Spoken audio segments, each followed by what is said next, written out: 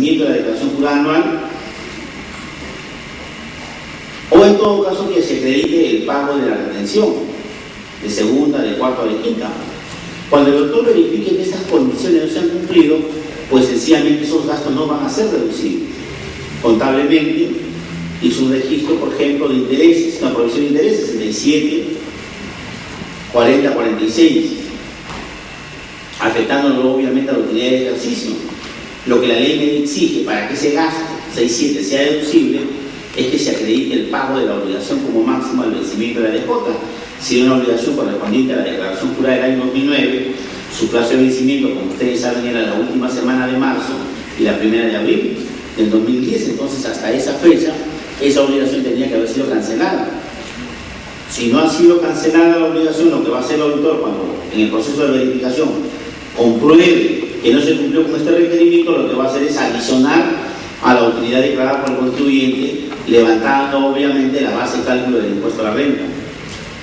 En el caso de las gratificaciones extraordinarias, de la misma manera, va a exigir la norma tributaria que se acredite el pago de la obligación o de la retención para que sea deducible en el plazo máximo de vencimiento de la declaración jurada, porque si no fuera así, una empresa pudiera bajar la utilidad con una simple provisión contable, le da una gratificación contable a todos los trabajadores, principio 62, 64 a la 41, y nunca paga la gratificación. Obviamente está bajando el impuesto a la renta, ¿no es cierto?, con el cargo a la clase 6. Pero ¿qué le va a decir la ley? Oiga, para que ese gasto sea deducible tiene que demostrarme en caja o en bancos o en las boletas que esto se ha abonado como máximo el vencimiento de la declaración jurada anual. Vemos entonces que el auditor tributario tiene una serie de acciones o mecanismos para verificar que se cumpla con las condiciones que establece la ley del impuesto a la renta para que el gasto sea deducible. Sin ninguna duda, si esto no se cumple, esto va a obligar a un recálculo inmediato del mismo. Normalmente se va a exigir que los gastos se encuentren sustentados con los comprobantes de pago que se emitan en conformidad con el reglamento de comprobante de pago. Recordemos que el reglamento de comprobante de pago establece una serie de condiciones mínimas que debe cumplir este documento para que tenga aceptación tributaria. Pero vamos a observar que en algunos casos especiales, en razón de la causalidad, el gasto va a permitir o va a ser sustentable. Por ejemplo, acá hay una resolución del Tribunal Fiscal. Recordemos que cuando el contribuyente pasa por una etapa de fiscalización, concluye y emite sus resultados con las denominadas resoluciones de determinación o resoluciones de multa, el contribuyente tiene derecho de impugnar esos resultados. Pero claro, si la institución que originó el acto administrativo, la fiscalización, ha sido la SUNAT, y quien va a resolver en primera instancia va a ser la propia SUNAT, lo que va a suceder en la práctica es decir, declárese improcedente el reclamo y procédase la cobranza cortiva. Pero ante ello, yo tengo otra instancia independiente de la SUNAT, que es el famoso Tribunal Fiscal, una institución que se pone en el medio entre la SUNAT y el contribuyente. Y esa institución va a evaluar los papeles de trabajo del auditor y los medios probatorios que éste exhibe. Pero por otro lado va a considerar los argumentos del contribuyente y las pruebas que presenta para ejercer su derecho. Cuando hago una validación, una valoración de estos medios probatorios y de estos argumentos, este tribunal va a emitir un pronunciamiento que se denomina jurisprudencia. ¿Qué es la jurisprudencia? Juris prudente, juris derecho, prudente, aplicación prudente del derecho. Entonces esta institución que va a analizar la contienda que hay entre el auditor SUNAT y el contribuyente va a emitir un pronunciamiento que se denomina la jurisprudencia, y esta jurisprudencia se denomina resoluciones del Tribunal Fiscal. Estos pronunciamientos reiterativos tienen valor, son fuentes de derecho. Quiere decir que si un contribuyente se encuentra con una situación similar, puede invocar este pronunciamiento para ejercer su derecho.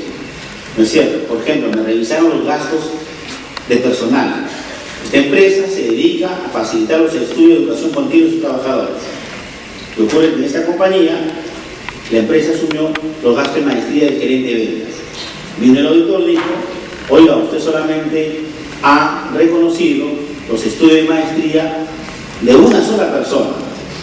En consecuencia, el gasto no es deducible. Le desconoce el gasto de educación continua de este gerente de esta compañía. La empresa no está de acuerdo e impugna, porque tiene argumentos para demostrar que ese gasto sí cumple con el criterio de generalidad. Tenía un reglamento interno en el cual se establecía cuáles eran las condiciones para que la empresa asuma los gastos de educación de sus trabajadores. Se había puesto en el reglamento interno antigüedad, más de 5 años, jerarquía de gerente y subgerente, zona geográfica, volumen de producción, es decir, había una serie de criterios objetivos en la cual se podía verificar o contrastar la generalidad. Y entonces cuando el tribunal resuelve, le dice a la SUNAT, oiga SUNAT, el criterio de generalidad o principio de generalidad, importancia entonces de una resolución del tribunal fiscal. ¿Cómo se originó? En una contienda.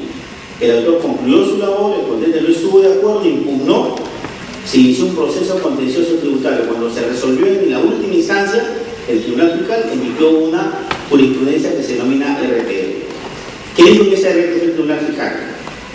No se puede desconocer la deducción de gastos sustentados en fotocopia simple comprobante de pago cuando existan elementos que evidencien la preexistencia del original, mientras no se verifique la realización de tales operaciones mediante solicitud de información al proveedor del contribuyente. Dicho el tribunal, a este contribuyente se le había extraviado el original del comprobante de pago. Vino el auditor, le hace la revisión y dice, no, por no tener el original, te desconozco el gasto. Oiga, pero hay otros elementos, hay información cruzada, tengo una certificación de la empresa, que el gasto sí se llevó a cabo, que tiene que ver con el giro de negocio, está bancarizado, acá está el cheque. Pero el auditor desconoció el gasto. El tribunal dijo, oiga, cuando existan elementos que evidencien la preexistencia del original, el gasto es deducible. Otro tema de interés en el proceso de fiscalización es las pérdidas extraordinarias.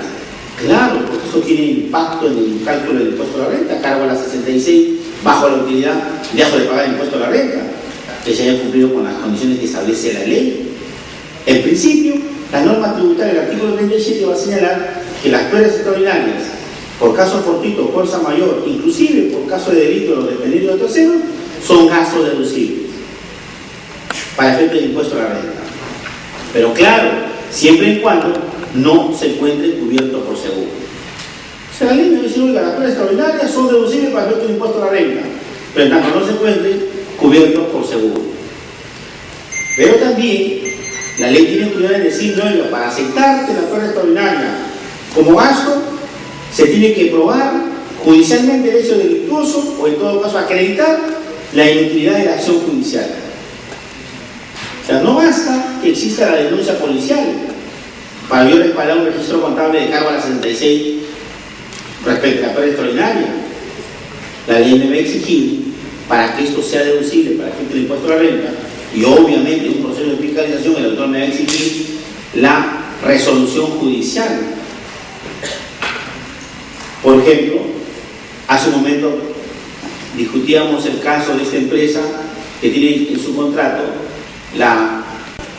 ocurre el siniestro, ocurre el robo, luego la compañía aseguradora hace la evaluación y hay una indemnización, hay un ingreso extraordinario para la empresa. ¿Qué dice la ley? Ese ingreso extraordinario está afecto al impuesto a la renta. Normalmente. Y este contribuyente puede ese ingreso destinarlo a la reposición total o parcial del activo empresarial. Te va a decir la ley en la parte final que si el contribuyente destina este ingreso extraordinario a la reposición del activo,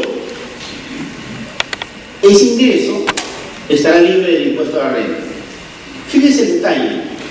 La empresa tiene asegurado su camioncito, tiene asegurado el local, tiene asegurada la mercadería. Ocurre la pérdida extraordinaria. Viene la compañía aseguradora, hace la verificación y reconoce.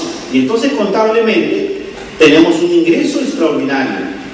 Normalmente, como dice la ley, eso está afecto al impuesto a la renta.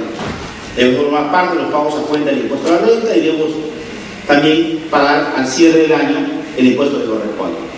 Pero la ley tiene una excepción y dice, oiga, pero si ese ingreso